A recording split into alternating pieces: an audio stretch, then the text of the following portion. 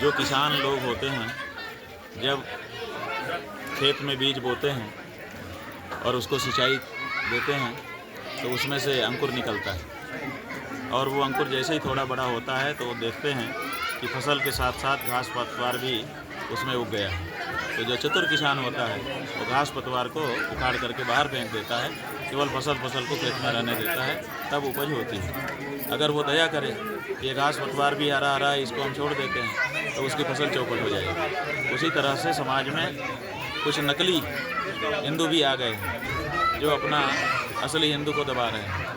इसलिए समाज को अब नकली हिंदू और असली हिंदू की परिभाषा समझनी होगी।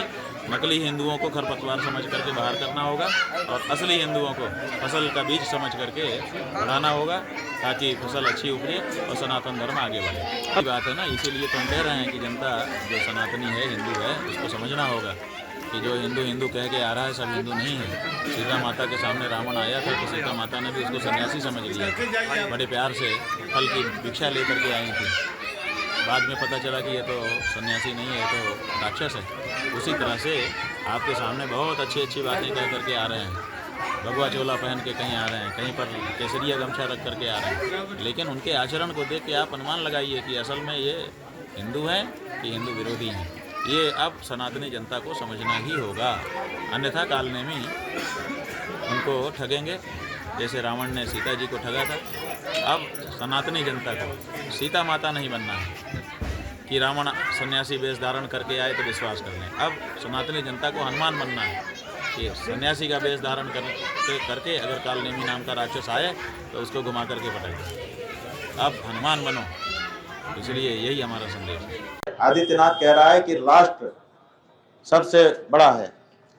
हम पूछना चाहते हैं आदित्यनाथ से कि तुम्हारे जो नाथ पंथ के जितने शास्त्र हैं उसमें राष्ट्र शब्द कहाँ है, वो निकाल के दिखा दो। हमारे तो वेद में भी है और हमारे तो उपनिषद में भी है और हमारे तो पुराण में भी है। हमारे यहाँ तो राष्ट्र शब्द है, तुम्हारे यहाँ नाथ पंथ में जितने तुम्हारे ग्रंथ हैं उनमें निकाल के राष्ट्र शब्द दिखाओ। राष्ट्र के बारे में तुम हमको बताओगे? अपने ग्रंथ पढ़े ही नहीं तुमने, सुनी सुनाई बातें करके तुम क्या सिद्ध करना चाहते हो? जब एक मठ का महंत दिन भर राजनीति करेगा तो वो धर्म ग्रंथ कब पढ़ेगा, धर्म प्रचार कब करेगा? जब ये मुख्यमंत्री बन गए थे तो इनको नहीं चाहिए था कि कम से कम गोरखनाथ पीठ को एक दूसरा कार्यकारी महंत बना देते, कम से कम कि भाई ये कार्य करेंगे, वो कम से कम धर्म का प्रचार गोरखनाथ की वाणी को आगे बढ़ाता रहता। लेकिन ये तो दोनों पद बैठा लेकर के बैठे हैं। कब कब सत्संग करते हैं, कब कब जो है अपने धर्म का प्रचार करते हैं? मठ का कार्य कब होता है? एक कार्यकारी अध्यक्ष तक नहीं बना पाए, कार्यकारी महंत तक नहीं बना पाए। आप दोनों पद पर बैठे हुए हो। एक पद जो है वो धर्म का पद है, धर्म की शपथ उसमें ली गई है। एक पद जो है उसमें धर्मनिरपेक्षता की शपथ ली गई है। दोनों एक साथ धर्म और धर्मनिरपेक्षता दोनों की शपथ आप निभा सकते हो? बोलो भाई, यहाँ जो लोग हैं एक साथ दोनों शपथ निभा लोगे? दुई की एक संग होई बुआलू, हसब ठाई पुलाव बुगालू। आप हा हा हा करके हंसे भी आओ, ऐसे गाल भी बुला लें, दोनों एक साथ हो सकता है? उसी तरह से धर्म और धर्मनिरपेक्षता दोनों अलग अलग चीजें हैं। दोनों शपथ लिया है इस व्यक्ति ने, महंत होते समय धर्म की शपथ लिया और मुख्यमंत्री होते समय धर्मनिरपेक्षता की शपथ लिया। ये कालनेमी है कि नहीं, ढोंगी है कि नहीं? दो शपथ एक साथ निभा सकता है कि नहीं?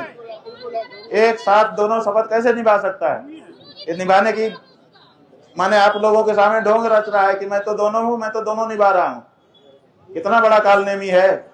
मुगल सेना जो नहीं कर सकी वो आज हमारी हिंदू हिंदू कहने वाली पार्टी की सेना आज शंकराचार्य जी के रथ को रोक देती है, उनकी पालकी को रोक देती है। ये मुगलों से बढ़कर के मुगल हैं। हिंदू नाम में मुगल नहीं है तो क्या है? मुगलों के समय में मंदिर तोड़े जाते थे, क्या भाजपा के समय में मंदिर नहीं तोड़े जा रहे हैं?